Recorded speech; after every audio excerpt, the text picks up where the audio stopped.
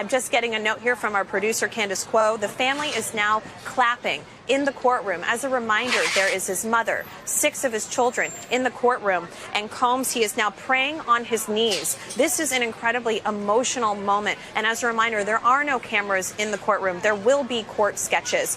His children were very emotional this morning. I actually walked up inside the courthouse with them, up in the elevators, and his daughters were wearing all black. And I actually spoke to one of the mothers of one of his daughters, Chance. I won't tell you what she said, but I can tell you that it was very emotional. Again, although convicted on 2 counts of transportation to engage in prostitution, it is a massive win for Combs' legal team and a huge blow for New York prosecutors that said that Combs ran a criminal enterprise. Also, Laura, those co-conspirators, none of them testifying. Christina Quorum, heads of security like D-Rock. We heard about all these different names of these individuals that supposedly ran this criminal organization, but none of them appeared to have been given immunity. We don't know that for sure, but none of them testified during this trial. And there were thoughts that perhaps, if convicted on racketeering, that prosecutors were going to go after said enterprise. But again, I just want to reiterate that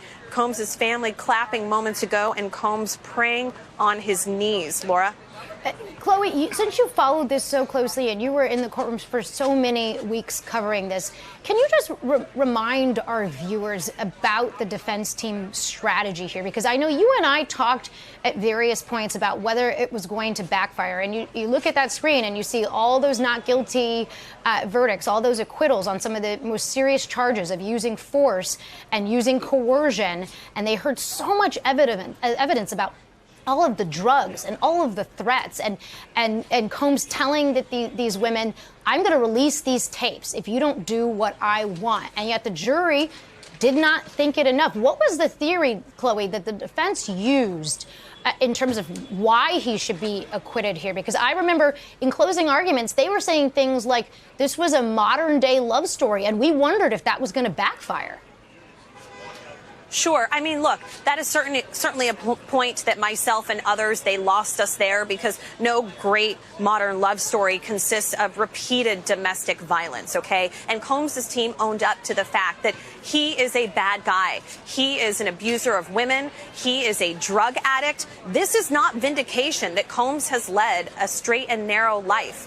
What this is Combs' team has been nicknamed the Dream Team. There are 8 attorneys. This is a multi-million-dollar defense team. You have Mark Agnifilo, Combs' lead attorney, who is also representing Luigi Mangione. You have Tenny Garagos, the daughter of celebrity attorney Mark Garagos. You also have Brian Steele, who joined late in the game out of Atlanta, Georgia, who just recently had a big win representing Young Thug in his RICO case down there in Georgia. And you got to understand that there are 8 attorneys there, right? For viewers at home, that if Combs wanted to testify in his own defense, that if they wanted to call any witnesses for the money that he was paying, I watched him pass notes for the entire 2 months. He was very involved in his defense. We know that his attorneys, many of them visiting him every single day in the 9 months leading up to this trial at the Metropolitan Detention Center in Brooklyn, that this was a strategy